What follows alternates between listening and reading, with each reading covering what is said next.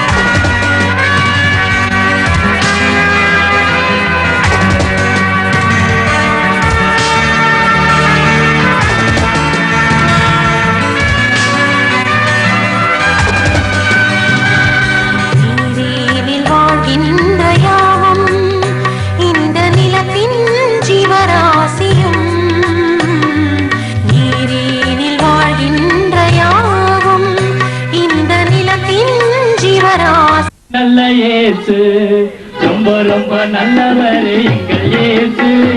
நம்பி வந்த ஜனத்துக்கு நல்ல இயேசு எங்கள் இயேசு. நல்ல இயேசு எங்கள் இயேசு. நல்ல இயேசு நம்பி வந்த ஜனத்துக்கு நல்ல இயேசு. நம்பி வந்த ஜனத்துக்கு நல்ல இயேசு. ரொம்ப ரொம்ப நல்லவர் எங்கள் இயேசு. நம்பி வந்த ஜனத்துக்கு நல்ல இயேசு. ரொம்ப ரொம்ப நல்லவர் எங்கள் இயேசு. நம்பி வந்த ஜனத்துக்கு நல்ல இயேசு. கண்ணீரை துடைத்து கவலையை போக்குவார். அருகிலே வந்து ஆறுதல் தருவார். கண்ணீரை துடைத்து கவலையை போக்குவார். அருகிலே வந்து ஆறுதல் தருவார். எங்கள் இயேசு நல்ல இயேசு. எங்கள் இயேசு நல்ல இயேசு. நம்பி வந்த ஜனத்துக்கு நல்ல இயேசு. நம்பி வந்த ஜனத்துக்கு நல்ல இயேசு. ரொம்ப ரொம்ப நல்லவர் எங்கள் இயேசு. நம்பி வந்த ஜனத்துக்கு நல்ல இயேசு. ரொம்ப ரொம்ப நல்லவர் எங்கள் இயேசு. நம்பி வந்த ஜனத்துக்கு நல்ல இயேசு. காயப்பட்ட இதயத்தை கரம் நீட்டி தொட்டு கலங்காதே என்று அழைத்திட வருவார். காயப்பட்ட இதயத்தை கரம் நீட்டி தொட்டு கலங்காதே என்று அழைத்திட வருவார். எங்கள் இயேசு நல்ல இயேசு. எங்கள் இயேசு நல்ல இயேசு. நம்பி வந்த ஜனத்துக்கு நல்ல இயேசு. நம்பி வந்த ஜனத்துக்கு நல்ல இயேசு. ரொம்ப ரொம்ப நல்லவர் எங்கள் இயேசு. நம்பி வந்த ஜனத்துக்கு நல்ல இயேசு. ரொம்ப ரொம்ப நல்லவர் எங்கள் இயேசு. நம்பி வந்த ஜனத்துக்கு நல்ல இயேசு.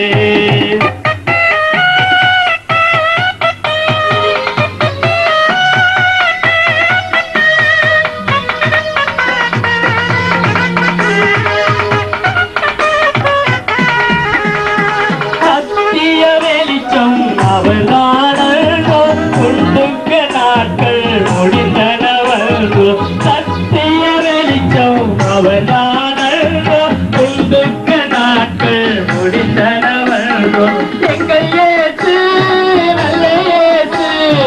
எங்கள் இயேசு நல்ல இயேசு. நம்பி வந்த ஜனத்துக்கு நல்ல இயேசு. நம்பி வந்த ஜனத்துக்கு நல்ல இயேசு. ரொம்ப ரொம்ப நல்லவர் எங்கள் இயேசு. நம்பி வந்த ஜனத்துக்கு நல்ல இயேசு. ரொம்ப ரொம்ப நல்லவர் எங்கள் இயேசு. நம்பி வந்த ஜனத்துக்கு நல்ல இயேசு. வெள்ளப்பட்டு வந்திடும் போது வெற்றி கொடி ஏந்தும் வல்லவர் அவரே வெள்ளம் பொசத்து வந்திடும் போது வெற்றி கொடி ஏந்தும் வல்லவர் அவரே எங்கள் இயேசு நல்ல இயேசு எங்கள் இயேசு நல்ல இயேசு நம்பி வந்த ஜனத்துக்கு நல்ல இயேசு நம்பி வந்த ஜனத்துக்கு நல்ல இயேசு ரொம்ப ரொம்ப நல்லவர் எங்கள் இயேசு நம்பி வந்த ஜனத்துக்கு நல்ல இயேசு ரொம்ப ரொம்ப நல்லவர் எங்கள் இயேசு நம்பி வந்த ஜனத்துக்கு நல்ல இயேசு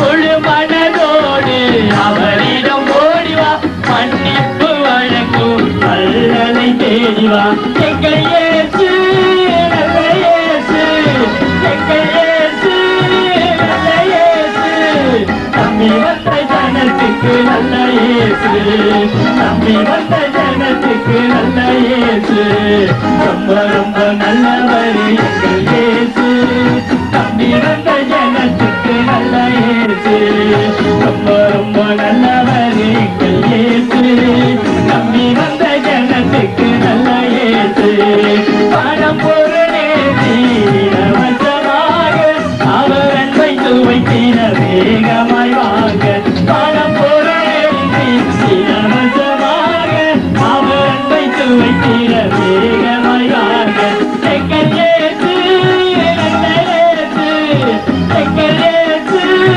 நல்ல இயேசு நம்பி வந்த ஜனத்துக்கு நல்ல இயேசு நம்பி வந்த ஜனத்துக்கு நல்ல இயேசு ரொம்ப ரொம்ப நல்லவர் எங்கள் இயேசு நம்பி வந்த ஜனத்துக்கு நல்ல இயேசு ரொம்ப ரொம்ப நல்லவர் எங்கள் இயேசு நம்பி வந்த ஜனத்துக்கு நல்ல இயேசு ஹல்லேலூயா. என்னாலும் போற்றிடுவே உள்ளம் மகிழ்ந்து துதி பாடுவே என்னாலும் போற்றிடுவே உள்ளம் மகிழ்ந்து துதி பாடுவே என்னாலும் போற்றிடுவே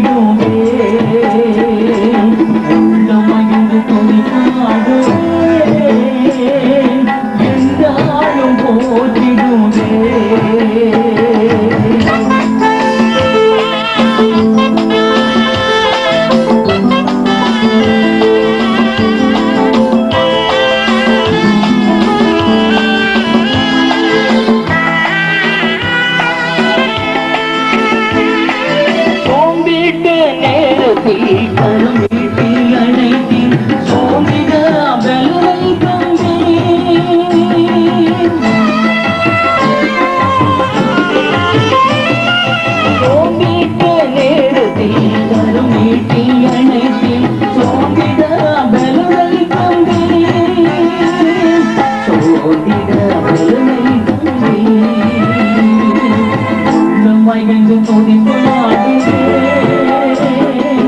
எல்லாரும்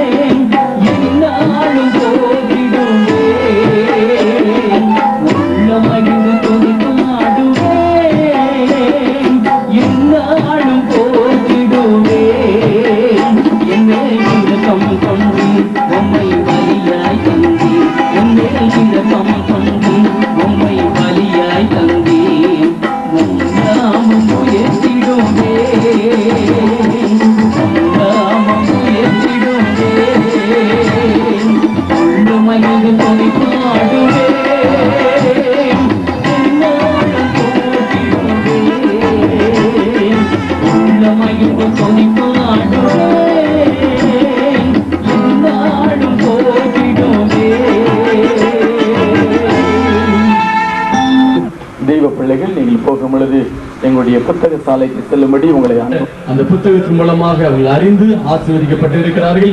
எனவே அந்த புத்தகத்தை நீங்கள் வாங்கி நீங்கள் வாசியுங்கள். அப்படியே அதிகாலையில் ஆண்டவரோடு என்ற தலைப்பில் சகோதரன் எழுதின புத்தகங்கள் உண்டு. அந்த புத்தகம் உங்களுடைய ஜெப வாழ்க்கைக்கு 1 மணி நேரம் ஒரு நாளைக்கு எப்படி ஜெபிக்கலாம் என்பதை குறித்த அருமையான ஆலோசனை அடங்கிய புத்தகம் புத்தக சாலையில் உண்டு. தேவ பிள்ளைகள் அந்த புத்தகத்தை வாங்கி பயனடையுங்கள். இன்னும் ரட்சிப்பை குறித்து, ஜெபத்தை குறித்து, பரிசுத்த ஆவியானவர் குறித்து அநேக புத்தகங்கள் உண்டு. வாங்கி பயன்பெறும்படி அன்போடு ஞாபகப்படுத்துகிறேன். இதே போல பல்வேறு நற்செய்தி கூட்டங்களிலே சகோதரர் மோகன் சிலாசரஸ் அவர்களும் சகோதரர் அப்பாத்தர் அவர்களும் கொடுத்த தேவ செய்தி அடங்கிய ஒலி ஒளி நாடாக்கள் புத்தக சாலையில உண்டு. ஆடியோ வீடியோ கேசட் புத்தக சாலையில உண்டு. தேவ பிள்ளைகள் வாங்கி பயனடையுங்கள்.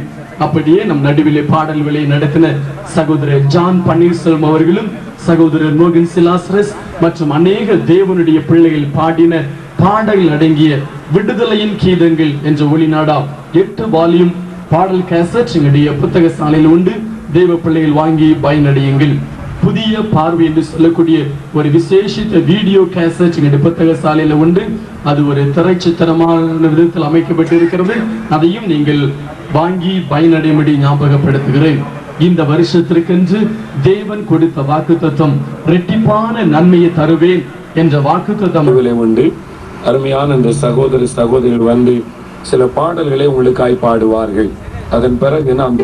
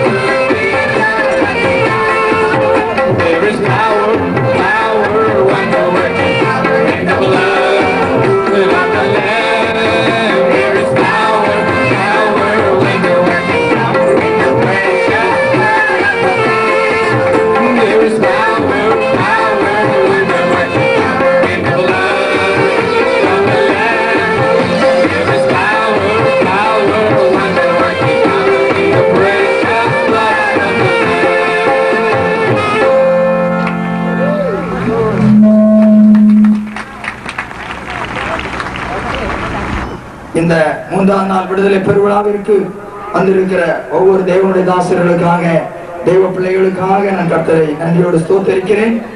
இன்று 3ஆம் நாள் கூட்டம் நடந்து கொண்டிருக்கிறது. இருக்கிற ஆராதனை இன்னும் பல சபைகள் உண்டு. அவருடைய ஆராதனையுடைய கம்யூனியன் சர்வீஸ் மாற்றப்பட்டிருக்கிறது. யாரும் நாளைக்கு அங்கே போய் குழம்பி போக வேண்டாம்.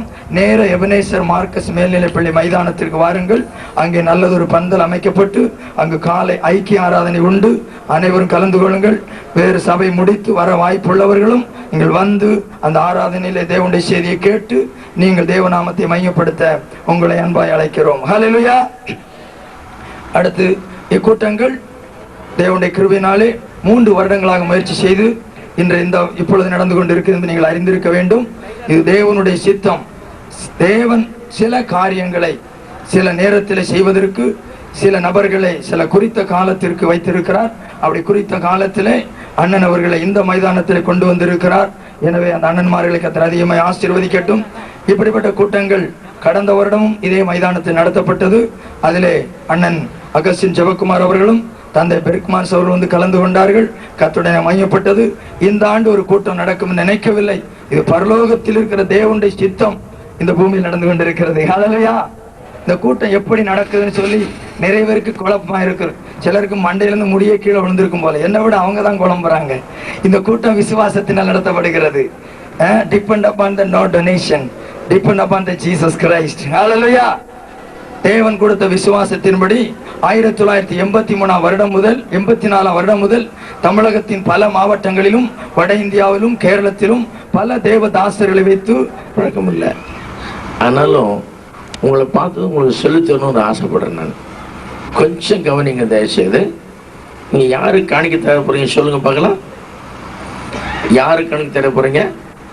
என் காதுல கேட்கல. யாருக்கு காணிக்க தர போறீங்க? யாருக்குங்க? இயேசுக்கா? இயேசு உங்களுக்கு யார்? அவரு உங்களுக்கு அவருக்கு என்ன சம்பந்தம்? என்னங்க? உங்க அப்பாவா? உங்க அப்பா அவரு நிஜமாவா? எத்தனை பேர் இயேசுப்பா பிள்ளை காய்ச்சி காட்டுங்க போகலாம். சே அப்பா, எல்லாமே ஒரு அப்பா தானே? சரி சரி சரி. சில பேர் பல விதமான அப்பா இருக்குது. எனக்கு ஒரே அப்பா தான்.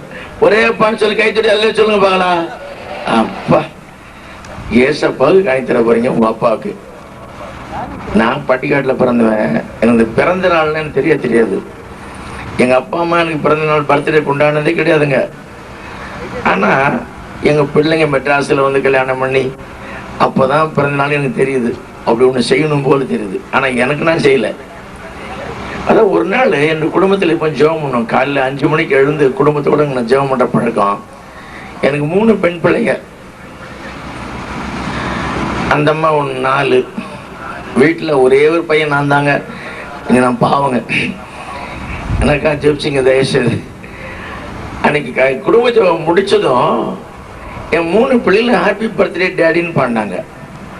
எனக்கு தெரியல, உனக்கு பிறந்த நாள் பா, உனக்கே தெரியலையப்பான்னு சொல்லி ரொம்ப சந்தோஷம். முடிஞ்சதும் அவன் 3 பேரும் ப்ரெசன்ட் கொண்டு கொடுத்தான். எனக்கு 3 பொட்டலம் பர்த்டே கிஃப்ட் டேடின்னாங்க.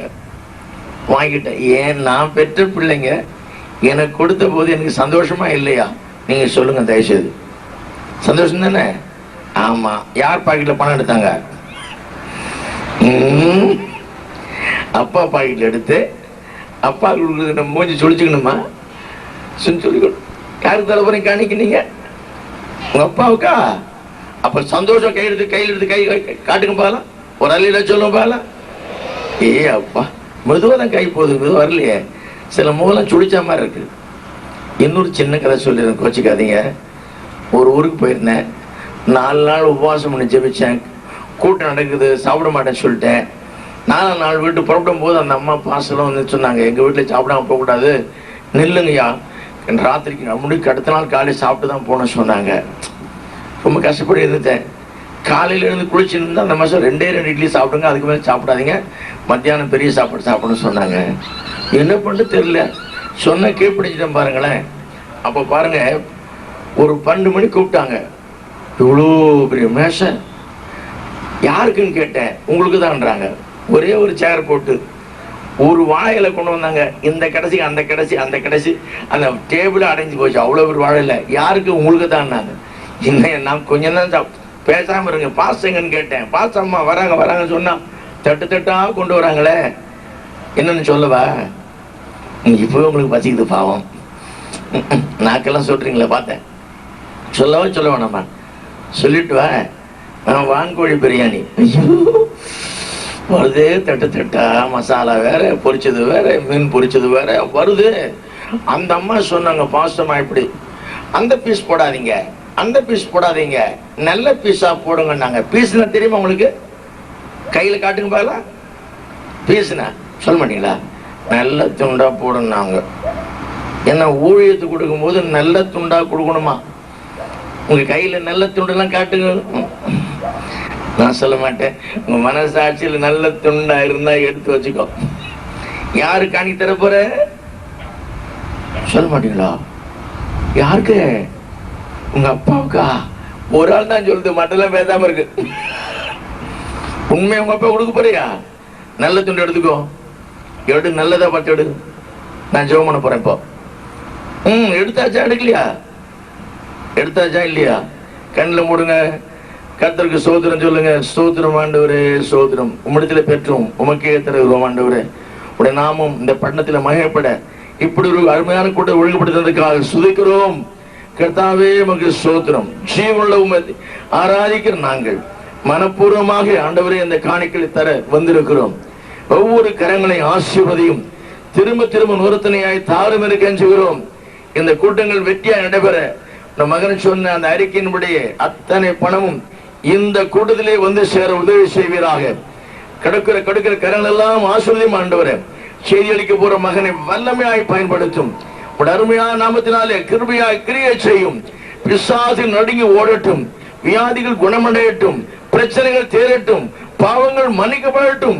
மக்கள் ஊழியத்தின் எழும்புவார்களாக. நாதா ஆசீர்வதியும். இந்த மண்டலம் எல்லாம் தேவாவியானவர் அசைவாட்டும்படியாய் கெஞ்சுகிறோம்.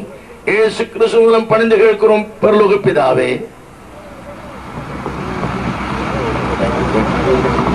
உங்களோடு கூட பேசி உங்களை ஆசீர்வதிப்பாராக. கடந்த 2 நாட்களும் நம்மை சந்தித்த ஆண்டவர் இந்த நாளிலும் உங்களை சந்தித்து ஆசீர்வதிக்கும்படியாக அவர் நம் நடுவிலே உலாவிக் கொண்டிருக்கிறார். எங்கே 2 பேர் என் நாமத்தினால் கூடினாலும் அவர்கள் நடுவில் இருக்கிறேன் என்று வாக்கு அருளினவர், வாக்கு மாறாதவராக நம் நடுவில் இருக்கிறார்.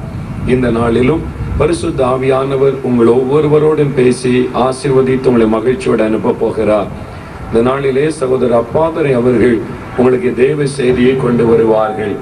இயேசுவுடைய விக்கிரார் ஊழியத்தில் என்னுடைய உடன் ஊழியக்காரராக அன்பு சகோதரரை ஆண்டவர் கொடுத்திருக்கிறார். அவருடைய நாகர்கோயிலிலே யூகோ பேங்கிலே அசிஸ்டன்ட் மேனேஜராக பணி செய்கிறார்கள். பேங்கிலே பணி செய்து கொண்டு மற்ற நேரம் முழுவதும் ஆண்டவருடைய ஊழியத்தை அவர்கள் நிறைவேற்றி வருகிறார்கள். ஒரு காலத்தில் இயேசு கிறிஸ்துவை தெய்வம் அல்ல என்று ஆண்டவரை புறக்கணித்த ஒரு சகோதரன் ஆண்டவர் கிருபையாய் அவளை சந்தித்தார், அவளை அபிஷேகித்தார். அநேகருடைய விடுதலைக்கு ஆசீர்வாதத்திற்கு அவளை பயன்படுத்தி வருகிறார். அவர்களை கொண்டு கர்த்தருடைய ஆவியானவர் இன்று நம்மோடு கூட பேசுவார். எதிர்பார்ப்போடு விசுவாசத்தோடு இருங்கள். ஆண்டவர் இன்று உங்களுடைய வாழ்க்கையில் ஒரு அற்புதத்தை செய்து மகிழ்ச்சியோடு கூட அனுப்புவார். சகோதர அப்பாதர் அவர்கள் மூலமாய் ஆண்டவர் நம்மோடு பேசுவார். என் அன்பின் வாழ்த்துதலை உங்களுக்கு சொல்லிக் கொள்கிறேன். மெய்யாகவே இந்த நாளிலும் உங்கள் மத்தியிலே வந்து தேவ செய்தியை பகிர்ந்து கொள்ளும்படியாக கர்த்தர் எனக்கு பாராட்டின கிருபைகளுக்காக என் கர்த்தரை நான் ஸ்தோத்தரிக்கிறேன். மெய்யாகவே இந்த நாளிலும் மத்தியிலே வந்திருக்கிற அன்பு சகோதரர் ஜீவானந்தம் ஐயாவர்களுக்காக நான் கர்த்தரை ஸ்தோத்தரிக்கிறேன். இந்த கூட்டத்தை ஒழுங்கு செய்து ஒவ்வொரு தேவ பிள்ளைகளுக்காக நான் கர்த்தரை நான் ஸ்தோத்தரிக்கிறேன். இந்த நாளில் உங்கள் மத்தியில் கர்த்தருடைய ஆவியானவர் பேசி உங்களை விசேஷித்த விதமாக அவர் ஆசீர்வதிக்க விரும்புகிறார். கடந்த 2 நாளிலும் தேவ ஆவியானவர் நம்மோடு பேசினார். அவரே நம்மை ஆசீர்வதித்தார். இந்த 3வது நாளிலும் மெய்யாகவே கர்த்தர் உங்களோடு கூட பேசி இந்த நாளில் உங்களுக்கு ஒரு விசேஷித்த ஆசீர்வாதத்தை வைத்திருக்கிறார். அவர் நம்மோடு கூட பேசினால் அதுதான் நமக்கு ஆசீர்வாதம். ஆவியானவர் நம்மோடு கூட பேசும்படியாக நாம் யாவரும் ஒரு நிமிடம் எழுந்து நின்று பரலோகத்தின் தேவனை நாம் வரவேற்க போகிறோம். நாம் சீக்கிரமாக எழுந்து நிற்போம். ஒரு மனிதனை வரவேற்கும்படியாக அல்ல, நம்முடைய அப்பாவை வரவேற்கும்படியாக. அவர் நம்முடைய தகப்பனாய் இருக்கிறபடினால் அவர் தான் நம்மை ஆசீர்வதிக்கிறவர். எனக்கு அருமையான தேவனுடைய பிள்ளையே, ஊழியக்காரன் உங்களை ஆசீர்வதிக்க முடியாது. இயேசுவே நம்மை ஆசீர்வதிக்கிறபடினால் அன்றைக்கு அந்த ஆண்டவர் நம்மோடு பேசும்படியாக நாம் யாவரும் எழுந்து, ஆண்டவரே என்னோடு கூட பேசும் ஆண்டவரே, நான் உம்முடைய மகன் வந்திருக்கிறேன், நான் உடைய மகள் வந்திருக்கிறேன், எனக்கு என்னோடு கூட என்ன பேச விரும்புகிறேன், இன்னைக்கு என்ன சொல்ல விரும்புகிறேன், என்னோடு கூட பேசும் என்று சொல்லி நீங்களுடைய இருதயத்தை திறந்து கொடுக்கிற பொழுது அவர் கட்டாயமா உங்களோடு கூட பேசுவார். எனக்கு அறிமான சகோதரனே, இன்றைக்கு அவர் உங்களை கட்டாயமாய் ஆசீர்வதிப்பார். வேதவர் வந்திருக்க நண்பு சகோதரி, இன்றைக்கு தேவன் கட்டாயமாய் உங்களை ஆசீர்வதிப்பார். ஆனா நீங்கள் உங்கள் இருதயத்தை திறந்து இயேசுவை கூப்பிடுகிற பொழுது என்னோடு கூட பேசும் ஆண்டவரே, இன்றைக்கு வேதனை மாற்றும் என்று சொல்லி நீங்கள் கூப்பிடுகிறபடி இயேசு உங்களுடைய பேசுவார். உன் வாய்களை திறந்து இயேசுவை கூப்பிடுகிற பொழுது, இயேசப்பா என்னோடு பேசுமையா, இன்றைக்கு நான் தாகத்தோடு வந்திருக்கிறேன், நான் வாஞ்சியோடு வந்திருக்கிறேன், ஒரு எதிர்பார்ப்போடு வந்திருக்கிறேன், என்னோடு பேசும் என்று சொல்லி தேவப்பிள்ளை நீ கூப்பிடுகிற பொழுது இயேசு கட்டாயமாக உங்களுடைய பேசுவார். அவர் உங்களை வெறுமையா அனுப்புகிற ஒரு தேவன் அல்ல, உங்களுடைய வேதனை புரிந்து கொண்ட ஒரு தகப்பனவே, உங்களை மார்போடு அனைத்து முத்தமிடுகிற ஒரு தேவனவே, இன்றைக்கு அந்த ஆவியானவர் உங்களோடு பேச விரும்புகிறபடினால் அவரை நாம் நோக்கி பார்ப்போமா. தகப்பனுடைய பிரசன்னத்திற்காக நாங்கள் நன்றி செலுத்துகிறோம் ஐயா. கர்த்தருடைய ஆவியானவர் எங்கள் மத்தியில் ஆசீர்வாடி கொண்டிருக்கிறபடினால் ஹல்லேலூயா நாங்கள் துதிக்கிறோம் ஐயா. மகிமையின் ஆவியானவர் இந்த மைதானம் முழுவதும் ஊற்றப்பட்டு கொண்டிருக்கிறபடினால் நாங்கள் துதிக்கிறோம் ஐயா. கர்த்தருடைய ஆவி எங்கேயோ அங்கே விடுதலை உண்டே. வார்த்தையின்படி ஆண்டவரே கர்த்தருடைய ஆவியானவர் பலத்த விதமாக இறங்கி கொண்டிருக்கிறபடினால் ஹல்லேலூயா ஆரம்ப ஜெபத்தோட வல்லமை எங்கள் மத்தியில் வரும் என்று சொன்னீர் அல்லவா. இப்பொழுது வல்லமை இறங்குவதாக, தேவ மகிமை இறங்குவதாக, கர்த்தருடைய ஆவியானவர் இப்பொழுது இறங்கி வருகிறபடினால் ஹல்லேலூயா ஹல்லேலூயா துதிக்கிறோம் ஐயா. அபிஷேகநாதருடைய வல்லமை இந்த இடம் முழுவதும் இறங்கி கொண்டிருக்கிறபடினால், இந்த மைதானம் முழுவதும் இறங்கி கொண்டிருக்கிறபடினால் உமக்கு ஸ்தோத்திரம். வாரு பரிசுத்த ஆவியானவரே, ஓ we welcome the Holy Spirit. வாரு பரிசுத்த ஆவியானவரே, உம்மை நாங்கள் வரவேற்கிறோம் ஐயா. மகிமையின் ஆவியானவர் அல்லவா, மகிமையின் ஆவியானவர் அல்லவா, வாரு பரிசுத்த ஆவியானவரே, இதோ உம்முடைய பிள்ளைகள் உம்மை தேடி வந்திருக்கிறார்கள். என்னை தேடி அல்ல, ஊழியக்காரனை தேடி அல்ல, உம்மை தேடி வந்திருக்கிறபடினால் தகப்பனே ஒவ்வொரு கூட நீர் பேசுங்கள் சொன்னீர் அல்லவா. இன்றைக்கு அந்த வார்த்தைகள் வெளிவர வேண்டுமா நான் ஜெபிக்கிறேன். இதோ உங்கள் நாவில் இருந்து பரப்பட்ட ஒவ்வொரு வார்த்தைகளும் கிருபை பொறிந்த வார்த்தைகள், வார்த்தையின்படியே தகப்பனே இப்பொழுது கிருபை பொறிந்த வார்த்தைகள் வெளிவர வேண்டுமாக நான் ஜெபிக்கிறேன். நீர் பேசுவீராக. அவர் தம் ஜனத்தை சந்தித்தார், அவர் தம் ஜனத்தை சந்தித்தார், வார்த்தையை சந்திப்பீராக. வேதோடு வந்த மக்களை சந்திப்பீராக, போராட்டத்தோடு வந்த மக்களை சந்திப்பீராக.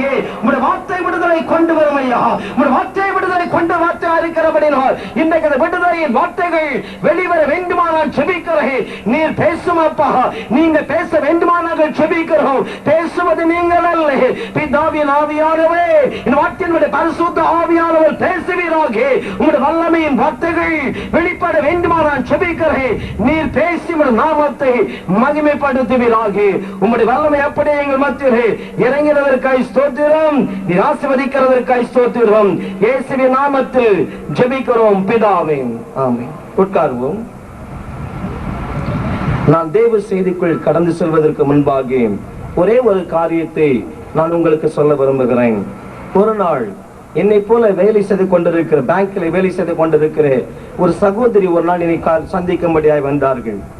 அவர்கள் தங்களை பல குடும்பத்தில் உள்ள பிரச்சனைகள், வேலையில் உள்ள பிரச்சனை குறித்து பேசிக்கொண்டே இருந்தார்கள். மிகுந்த நெருக்கத்தின் மத்தியில் வந்த ஒரு சகோதரி கண்ணீரோடு தங்களுடைய வேலையில் இருக்கிற பிரச்சனைகளை குறித்து பேசினார்கள். பிரதர், வேலை செய்த மிகுந்த போராட்டமா இருக்கிறது. சரி, வீட்டுக்குள்ளே வருவோம் என்றால் வீட்டிலும் பயங்கர பிரச்சனை இருக்கிறது, என் வாழ்க்கையில் சமாதானம் இல்லை என்று சொல்லி அந்த சகோதரி எல்லா நெருக்கங்களை தன்னோடு பேசிக்கொண்டே இருந்தார்கள்.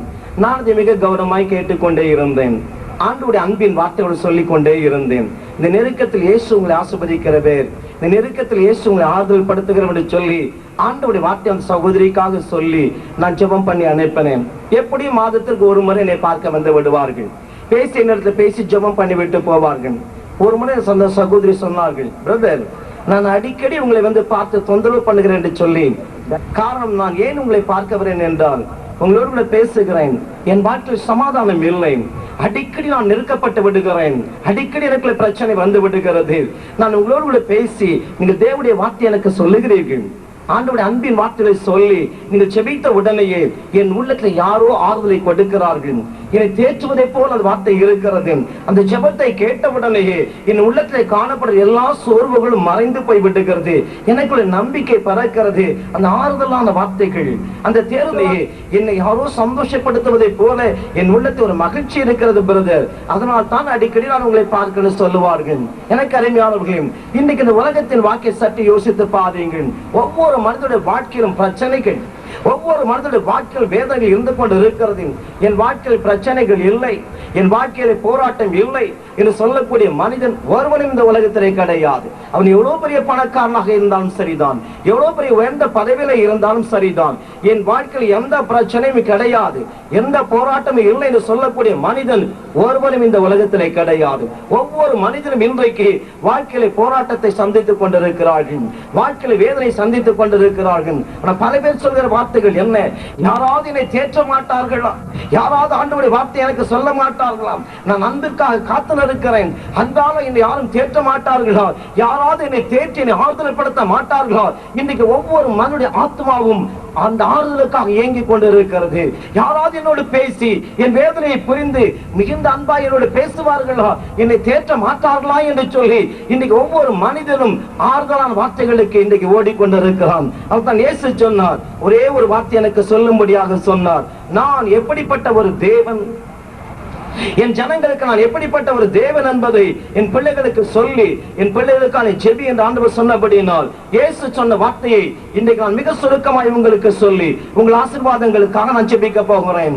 ஏசாயா 66 அதிகாரம் 13 வசனத்தை நாம் மேடையிலிருந்து வாசிக்க கேட்போம். ஏசாயா 66 அதிகாரம் 13 வசனத்தை நாம் வாசிக்க கேட்போம். ஒருவனை அவன் தாய் தேற்றுவது போல் நான் உங்களை தேற்றுவேன், நீங்கள் எருசலேமிலே தேற்றப்படுவீர்கள். ஒருவனை உன் தாய் தேற்றுவதை போல நான் உங்களை தேற்றுவேன். I will comfort you. இயேசு சொன்னார், ஒருவனை ஒரு தாய் தேற்றுவதை போல, ஒரு பிள்ளையை தாய் தேற்றுவதை போல என் ஜனங்களை நான் தேற்றுவேன். இந்த 3 நாள் அதைத்தான் ஆண்டவனோடு பேசினார். என் பிள்ளைகளை தேற்றும்படியாக, என் பிள்ளைகளுக்கு ஆறுதலை கொடுக்கும்படியாக, என் பிள்ளை கண்ணீரை துடைத்து என் பிள்ளைகளுக்கு அற்புதம் செய்யும்படியாக நான் இந்த கூட்டத்திற்குள் இறங்கி வருவேன். ஆண்டவர் சொன்னார், ஒரு தாய் தன் பிள்ளை எப்படி தேற்றுகிறாளோ அப்படி என் பிள்ளைகளை நான் தேற்ற போகிறேன். அது மகிமையான ஒரு ஆசீர்வாதம். யாரும் கொடுக்க முடியாத மகிமையான ஆசீர்வாதத்தை தேவன் இன்றைக்கு நமக்கு கொடுப்பேன் வாக்கு கொடுத்திருக்கிறார். இந்த வார்த்தையை நான் தியானம் பண்ணி கொண்டிருந்தேன். ஏன் ஆண்டவர் இப்படி சொல்ல வேண்டும்? ஒருவனை தன் தாய் தேற்றுவதை போல, ஒரு பிள்ளையை தாய் தேற்றுவதை போல என் ஜனத்தை நான் தேற்ற போகிறேன். ஒரு தாயுடைய அன்பு வித்தியாசமான ஒரு அன்பு. அந்த தாயுடைய அன்பை ஒருவனால விளங்கிக் கொள்ள முடிவது கிடையாது. ஊழியத்தில் நடந்த ஒரு சம்பவத்தை நான் சொல்ல விரும்புகிறேன். ஒரு நாள் ஒரு தாயாரினை பார்க்க முடியாது கடந்து வந்தார்கள். மிகுந்த வேதனையோடு பேசிக் கொண்டிருந்தார்கள். அவங்க சொன்னார்கள், குடும்பத்தில் நடந்த ஒரு சம்பவத்தை சொன்னார்கள். அவர்களுக்கு 3 குழந்தைகள். அவங்க அரசாங்கத்தில் பணி செய்து கொண்டிருந்த ஒரு சகோதரி. அவருடைய கணவர் குடும்பத்தின் நிலைமை புரிந்து கொள்ளாதபடிக்கு மனைவியின் பிள்ளை விட்டு விட்டு அவர் எங்கே ஓடி போய் விட்டார். 3 பிள்ளைகளை வைத்து இந்த தாயார் தனக்கு கிடைத்த வேலை வைத்து மிகுந்த கஷ்டத்தோடு குடும்பத்தை நடத்தி கொண்டிருந்தார்கள். அவருக்கு ஒரு வாலிப மகன் மற்றும் 2 பேர் பெண் குழந்தைகள். அந்த வாலிப மகனும் பாருங்க, தகப்பனை போல துன்மார்க்கமாக வாழ்ந்து கொண்டிருந்தான். தாயார் வேலை மாதம் முடிந்த முதல் சம்பளத்தை வாங்குவார்கள். உடனடியாக தாயாருடைய கருத்தில் பணத்தை பிடுங்கி விடுவான். மனம் போனபடி வாக்கி வாழ்ந்து கொண்டிருந்தான். தனக்கு தேவையான பணத்தை எடுத்துக்கொண்டு குடித்து வெறித்து அந்த குடும்பத்தை துக்கப்படுத்தி கொண்டே இருந்தான். தாயார் சொல்லுவார்கள், மகனே, உனக்கு 2 சகோதரிகள் இருக்கிறார்கள். அவர் எதிர்காலத்துக்கு என்றைக்கான யோசித்தது உண்டா? அவரை நான் காப்பாற்ற வேண்டுமே, இப்படி துன்மார்க்கமா தகப்பனை போல துன்மார்க்கமா இருக்கிறாயே, நீ மனம் திரும்பி என்று சொல்லி தாயார் எவ்வளவு சொல்லி பார்த்தார்கள். ஆனா ஒரு நாள் கூட தாயுடைய வார்த்தைகள் அந்த மகன் கீழ்ப்படுவதே கிடையாது. மிகுந்த வேதனையான ஒரு வாழ்க்கை. அந்த சகோதரி உடன் பிறந்த சகோதரர்கள் பார்த்தார்கள். ஒரு நாள் அந்த வாலிப மகனை பிடித்தார்கள். உனக்கும் உன் தாயாருக்கு நீ சம்பந்தம் கிடையாது, இந்த உனக்கு பணத்தை நாங்கள் தந்து விடுகிறோம், நீ எங்காவது ஓடி போய் விட வேண்டும், இனி குடும்பத்தில் வீட்டுக்குள்ளே கால் வைக்க கூடாது என்று சொல்லி மிகுந்த கடுமையாக அந்த மகனோடு பேச ஆரம்பித்தார்கள். அந்த தாயாரும் யோசித்தார்கள், இப்படிப்பட்ட துன்மார்க்கமான மகனை வைத்துக் கொண்டு எவ்வளவு காலம் வேதனைப்படுவது? என் சம்பளம் பூரா போய்விடுகிறது, மற்ற பிள்ளைகளை கவனிக்க முடிவதே கிடையாது. நானும் எவ்வளவு அன்பாய் சொல்லி பார்த்து விட்டேன், என் மகன் திருந்துவதற்கான வழி இல்லை. சரி, இவன் வீட்டை விட்டு போய்விட்டான், நல்லது, மற்ற பிள்ளைகளாய் நான் கவனிக்க முடியும் என்று சொல்லி அந்த தாயார் நினைக்க ஆரம்பித்தார்கள். எல்லோரும் பேசி முடிவு எடுத்து அந்த வாலிபன் மகன் கையிலே பணத்தை கொடுத்து விட்டு விட்டு விரட்டி அனுப்பி விட்டார்கள். ஒரு மாத கூட இருக்காது, மீண்டும் அந்த வாலிப சகோதரன் தன் தாயை தேடி வந்தான். இவன் வந்திருக்கான் கேள்விப்பட்ட உடனேயே அந்த சகோதரர் ஓடி வந்து விட்டார்கள். ஏன் வீட்டிற்குள்ளே வந்தாய்? உன்னை வீட்டிற்குள்ளே வரக்கூடாது நாங்கள் சொல்லி இருக்கிறோமே, உனக்கும் இந்த குடும்பத்திற்கு சம்பந்தம் கிடையாது, இனி இந்த வீட்டிற்குள்ளே வரவே கூடாது என்று சொல்லி அவனை வெளியே தள்ளும்படியாக முயற்சித்தார்கள். அந்த வாலிபன் மகன் தன் தாயாடி முகத்தை நோக்கி பார்த்தான். அந்த தாயார் தன் மகனுடைய முகத்தை நோக்கி பார்த்தார்கள். அந்த வாலிபன் முகத்தில் இருந்து கண்களிலிருந்து கண்ணீர் வடிய ஆரம்பித்தது. தன் தாயாரை பார்த்து ஒரே ஒரு வார்த்தை சொன்னான், அம்மா, சாப்பிட்டு நான் 2 நாள் ஆகிவிட்டது, நான் சாப்பிட்டு 2 நாள் ஆகிவிட்டது. இந்த வார்த்தை அந்த மகன் சொன்ன உடனேயே அந்த தாயாடு உள்ளம் உடைய ஆரம்பித்தது. அந்த தாயாடு கண்களில் கண்ணீர் வடிய ஆரம்பித்தது. தன் பிள்ளை சாப்பிட்டு 2 நாள் ஆகிவிட்டது என்று சொல்லி தன் மகன் சொன்ன உடனேயே அந்த வேதனை அந்த தாயால் தாங்கிக் கொள்ள முடியவில்லை. உடனடியாக தன் மகனுடைய கரத்தை பிடித்தார்கள், தன் வீட்டுக்கு அழைத்துக் கொண்டு போனார்கள். அவனை சாப்பிடும்படியாக சொன்னார்கள். அவன் உட்கார்ந்து சாப்பிட பார்த்து கொண்டே இருந்தார்கள். உடன்பந்த சகோதரர்கள் பார்த்தார்கள், நாங்கள் உனக்காக இவ்வளவு கஷ்டப்பட்டோம், எல்லாவற்றையும் ஒழுங்கு செய்து வைத்தோம், ஆனால் உனக்கு உன் பிள்ளை பெரியது என்று சொல்லி நீ எங்களை மதிக்கவில்லாதபடினாலே இனி உனக்கும் என் குடும்பத்திற்கு சம்பந்தம் கிடையாது, உன் பாடு உன் பிள்ளைகள் பாடு, இனி உன் குடும்பத்தின் காரணங்க தலையிடப் போவது இல்லை என்று சொல்லி சகோதரர்கள் ஒதுங்கி விட்டார்கள். இந்த தாயார் இடத்துல சொன்னார்கள், பிரதர், என் சகோதரர் எல்லாம் என்னை கைவிட்டு போய்விட்டார்கள், ஆனால் ஒன்றை அவர்கள் வழங்கிக் கொள்ள முடியவில்லை. 10 மாதம் பெற்றெடுத்த எனக்குத்தான் அந்த அன்பு தெரியும். என் பிள்ளை 2 நாள் சாப்பிடவில்லை சொன்ன பொழுது பெற்ற என் தாயின் உள்ளம் எவ்வளவு துடித்திருக்கும் என்பதை என் சகோதரரால் வழங்கிக் கொள்ள முடியாது. காரணம் அவர்கள் 10 மாதம் சுமக்கவில்லை. இந்த வயிற்றை என் மகனை நான் 10 மாதம் சுமந்தெடுத்தபடியால் அந்த அன்பு அவர்களால் வழங்கிக் கொள்ள முடியாது. ஒரு தாயின் அன்பை அவர்கள் வழங்கிக் கொள்ள முடியாது. அவளுக்கு அந்த அன்பு தெரியாத பிறகு 10 மாதம் என் பிள்ளை என் வயிற்றில் சுமந்தெடுத்தேன், என் பிள்ளை சாப்பிடவில்லை என்று சொன்ன உடனே என் இருதயம் உடைந்து போய்விட்டது. என் பிள்ளை கண்ணீர் வடித்த பொழுது அந்த கண்ணீரை என்னால் தாங்கிக் கொள்ள முடியவில்லை. அதுதான் ஒரு தாயுடைய அன்பு. அதான் இயேசு சொன்னார், ஒரு தாய் தேற்றுவதை போல என் பிள்ளைகளை நான் தேற்றுவேன். ஆண்டவர் சொன்னார், 10 மாதம் சுமந்தெடுத்து அந்த தாயாருக்குள்ளே அவ்வளவு அன்பு இருக்குமானால் என் பிள்ளைகளுக்காக கல்வாரி சிலுவையிலே என் ஜீவனையை கொடுத்திருக்கிறேனே, என் அன்பு எவ்வளவு விலையேற பெற்றது. 10 மாதம் சுமந்தெடுத்த தாய்க்கு அவ்வளவு பெரிய அன்பு இருக்குமானால் என் பிள்ளைகளுக்காக, என் பிள்ளைகள் மகிழ்ச்சிக்காக, என் பிள்ளைகள் ஆசீர்வாதமாக இருக்க வேண்டும் என்பதற்காக கல்வாரி சிலுவையிலே என் ஜீவனையை கொடுத்திருக்கிறேனே, அந்த அன்பு தாயுடைய அன்பிலும் மேலான ஒரு அன்பு. அந்த தேவன் நான் என் பிள்ளைகளை தேற்றும்படியாக வருவேன். அந்த தாயிடம் மேலான அன்பு செலுத்துகிற நான் என் ஜனத்தின் மத்தியில் வருவேன். என் பிள்ளைகள் இன்றைக்கு பல பேர் ஆறுதலற்ற நிலைமையில வந்திருக்கிறார்கள். பல பேர் நெருக்கத்தை தாங்கிக் கொள்ள முடியாதபடிக்கு, உபத்திரவங்களை தாங்கிக் கொள்ள முடியாதபடிக்கு பல பேர் கண்ணீரோடு வந்திருக்கிறார்கள். அவர்களை பார்த்து சொல்லி, இன்றைக்கு என் பிள்ளைகள் நான் தேற்றுவேன், இன்றைக்கு என் பிள்ளைகளுக்கு நான் அற்புதத்தை கட்டாயமாய் செய்வேன். எனக்கு அருமையான தேவனுடைய பிள்ளைகள், நீங்கள் எந்த நிலைமையில எந்த நெருக்கத்தில் வந்திருந்தாலும் சரிதான், இன்றைக்கு இயேசு கட்டாயமாய் உங்களை தேற்றி அவர் உங்களை ஆசீர்வதிப்பார். காரணம், அவர் நம்மை தேற்றுகிற ஒரு தேவன், அவர் நம்முடைய வேதனை புரிந்து கொண்ட ஒரு தேவன். வேதம் மிக தெளிவாய் சொல்லுகிறார், வேதத்தை சொல்லுகிறது, உன் தாயும் தகப்பனும் உன்னை கைவிட்டாலும் நான் உன்னை கைவிடுவதே இல்லை. அது தாயிலும் மேலான ஒரு அன்பு, இயேசுவுடைய அன்பு. இன்றைக்கு அந்த இயேசு இந்த 3வது நாளிலே உங்களை தேடி வந்திருக்கிறார். உங்களுக்கு அற்புதம் செய்யும்படியாக, உங்களுடைய கண்ணீரை துடைத்து உங்களுடைய வேதனையை மாற்றி இன்றைக்கு உங்களை ஆறுதல் படுத்தும்படியாக இந்த 3வது நாளிலும் அந்த இயேசு இன்றைக்கு உங்களை தேடி வந்திருக்கிறார். அவர் எப்படி நம்மை தேற்றுகிறார், எந்தெந்த நிலைமையில ஆண்டவர் நமக்கு உதவி செய்கிறார் என்பதை குறித்து 3 காரியங்களை மிக சுருக்கமாய் நான் உங்களுக்கு சொல்லி உங்கள் ஆசீர்வாதங்களுக்காக நான் ஜெபிக்க விரும்புகிறேன். அவர் எப்படி நம்மை தேற்றுகிறார், வேதம் அதை குறித்து என்ன சொல்லுகிறது, அவர் தேற்றின சம்பவங்களை நான் சில காரியங்களை உங்களுக்காக சொல்ல விரும்புகிறேன். எல்லாவற்றையும் நாம் தியானம் பண்ண முடியாது. அவர் சந்தித்து வேதனையோடு கூட இருந்து ஆறுதலற்ற மக்களை சந்தித்து அவர்களுக்கு செய்த அற்புதங்களிலே 3 அற்புதங்களை நான் உங்களுக்கு மிக சுருக்கமாய் சொல்ல விரும்புகிறேன். முதலாவதாக யோவான் 5ஆம் அதிகாரம் 3 முதல் 9 வசனங்களை நீங்கள் வாசித்து பாருங்கள். அங்கே தேவனுடைய வார்த்தை மிக தெளிவாய் சொல்லுகிறது. இயேசு பெதஸ்தா என்ற குளத்தின் அருகிலே வருகிறார். அங்கே 5 மண்டபங்கள் இருக்கிறது. அதில் ஏராளமான வியாதிப்பட்ட மக்கள் படுத்திருக்கிறார்கள் சொல்லி தேவனுடைய வார்த்தை மிக தெளிவாய் சொல்லுகிறது. அங்கே ஆண்டவர் ஒரு மனிதனை சந்திக்கும்படியாய் கடந்து செல்கிறார். யோவான் 5ஆம் அதிகாரம் 6ஆம் வசனத்தை நாம் வாசிக்க கேட்போம். படுத்திருந்த அவனை இயேசு கண்டு அவன் வெகு காலமாய் வியாதிஸ்தன் என்று அறிந்து அவனை நோக்கி சொஸ்தமாக வேண்டும் என்று விரும்புகிறாயா என்று கேட்டார். ஆண்டவர் அங்கே ஒரு மனிதனை சந்திக்கிறார். 38 வருட காலமாக வியாதிப்பட்ட ஒரு மனிதன். வேதம் சொல்லுகிறது, இயேசு அவனை கண்டு அவனை பார்த்து ஒரு கேள்வி கேட்டார். மகனே, நீ சொஸ்தமடைய விரும்புகிறாயா என்று சொல்லி ஆண்டவர் அவனை பார்த்து கேட்டார். எனக்கு அருமையானவர்களே, இந்த வேதத்தை சற்றே வாசித்து பாருங்கள்.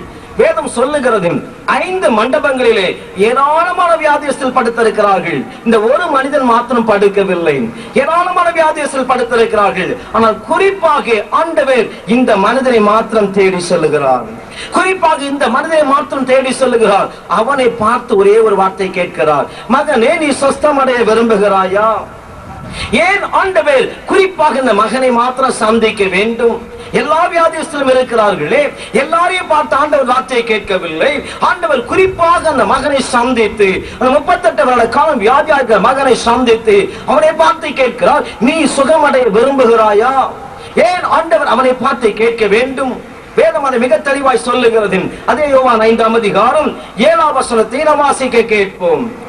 அதற்கு வியாதியஸ்தன், ஆண்டவரே, தண்ணீர் கலக்கப்படும் போது என்னை குளத்தில் கொண்டு போய் விடுகிறதற்கு ஒருவரும் இல்லை. வேதம் அழகாய் சொல்லுகிறது. ஆண்டவரை பார்த்து கேட்டவுடனே அவன் மகன் சொல்லுகிறான், ஆண்டவரே, நான் சுகமடைய விரும்புகிறேன், நான் அற்புதத்தை பெற்றுக்கொள்ள விரும்புகிறேன். ஆனால் எனக்கு உதவி செய்வதற்கு யாருமே இல்லை. நான் ஒரு அனாதையை போல இருக்கிறேன். ஆண்டவர், உலகத்தில் யாரும் எனக்கு இல்லை. என் வேதனை புரிந்து, என் கண்ணீரை புரிந்து எனக்கு உதவி செய்யக்கூடிய மக்கள் ஒருவருமே இல்லை. நான் ஒரு அனாதை. அந்த மனிதனுடைய அங்கலாய்ப்பின் சத்தத்தை இயேசு கேட்டார்.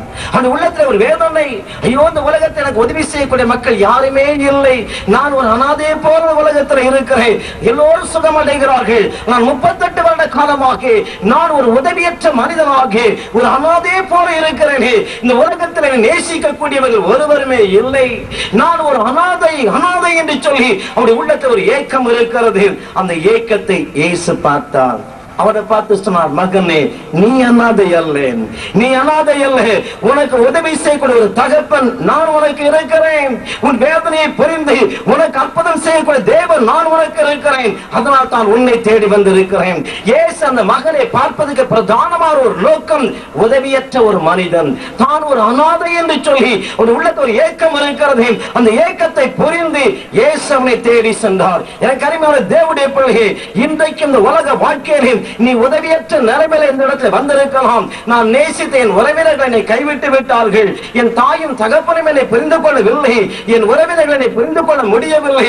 ஐயோ, நான் அனாதை போன்ற உலகத்தில் இருக்கிறேன். எனக்கு உதவி செய்யக்கூடியவர்கள் யாரும் இல்லை என்று சொல்லி நீ ஒரு அனாதை இனத்தோடு கூட இந்த இடத்துல வந்திருக்கலாம். இன்றைக்கு உன்னை பார்த்து இயேசு சொல்கிறார், மகளே, நீ அனாதை அல்ல. மகனே, நீ அனாதை அல்ல.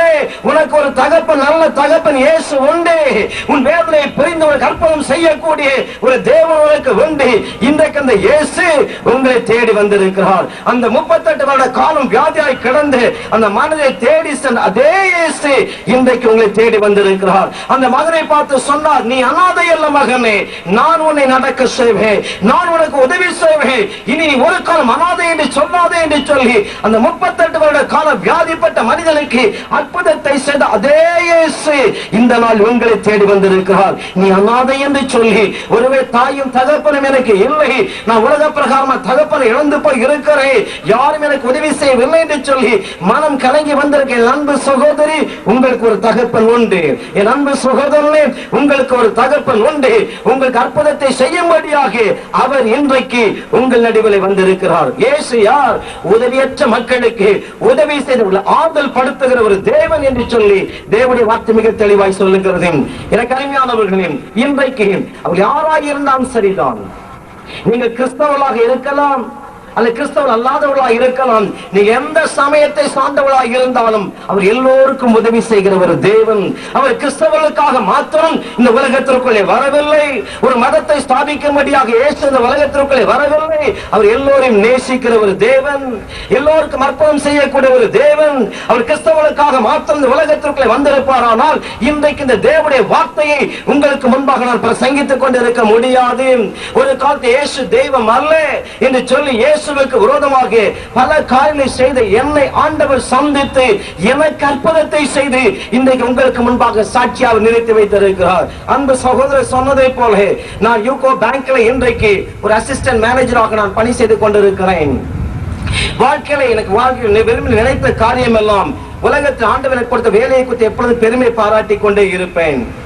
என் வேலைதான் எனக்கு பெரியது. நான் பேங்க்ல வேலை செய்து கொண்டிருக்கிறேன், பலாயிரக்கணக்கான ரூபாய் சம்பாதித்துக் கொண்டிருக்கிறேன். இதுதான் என் வாழ்க்கையில மகிழ்ச்சி என்று சொல்லி எப்பொழுதும் அதை குறித்தே பெருமை பாராட்டி கொண்டே இருப்பேன். ஆனால் என் மனைவி, அவள் ரட்சிக்கப்பட்ட ஒரு மகள், அவள் ஆண்டவரை பற்றி என்னோடு பேசுகிற பொழுதெல்லாம் நான் பரிகாசம் பண்ணுவேன். காரணம், அவள் சொல்வாள், இல்லை இயேசுதான் நம்மை ஆசீர்வதித்திருக்கிறான்னு சொல்வார். உன் இயேசுவுக்கும் எனக்கும் சம்பந்தம் கிடையாது.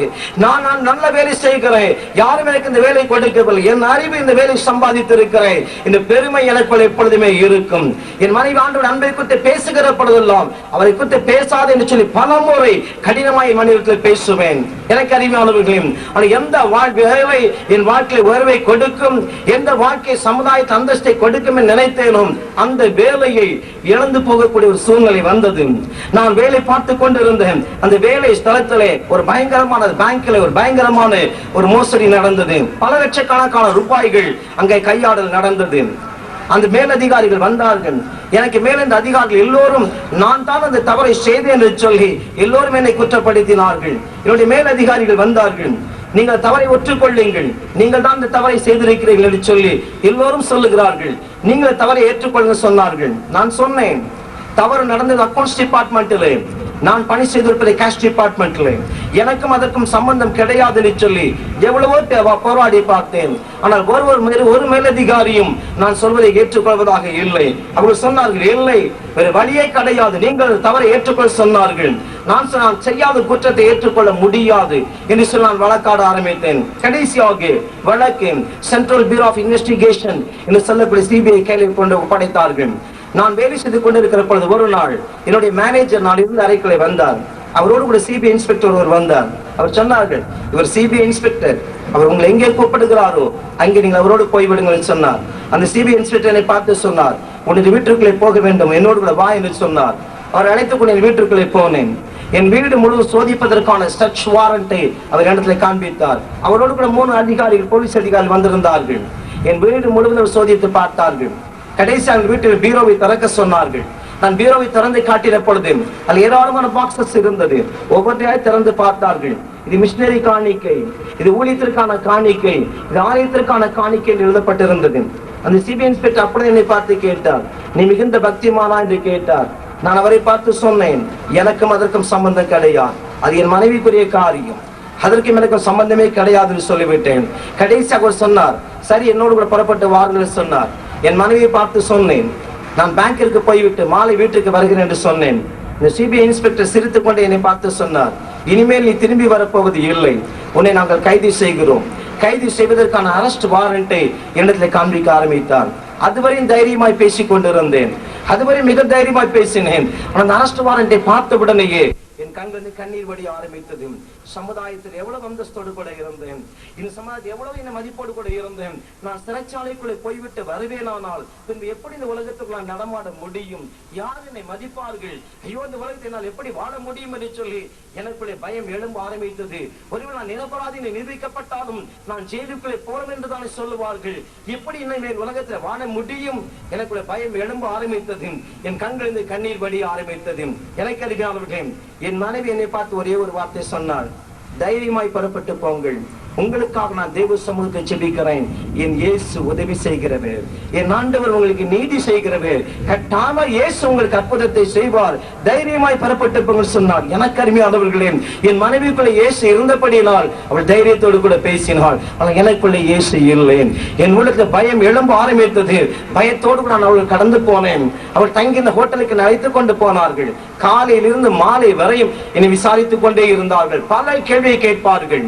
ஒவ்வொரு கேள்விகளும் பதில் சொல்லிக் கொண்டே இருப்பேன். திடீரென்று 1 மணி நேரம் அந்த அறையில் என்னை மாத்திரம் விட்டு போய் விடுவார்கள். அந்த வேளையில் தானே நான் நம்பின ஒவ்வொரு தெய்வங்களை கூப்பிட ஆரம்பித்தேன். காரணம், சிறு வயதில் தெய்வ பக்தியில் நான் வளர்ந்தவன். நான் நம்பின ஒவ்வொரு தெய்வங்களை கூப்பிட ஆரம்பித்தேன். ஆனால் எனக்கு பிரியமானவர்களே, ஒரு தெய்வம் கூட என்னிடத்துல பேசவில்லை.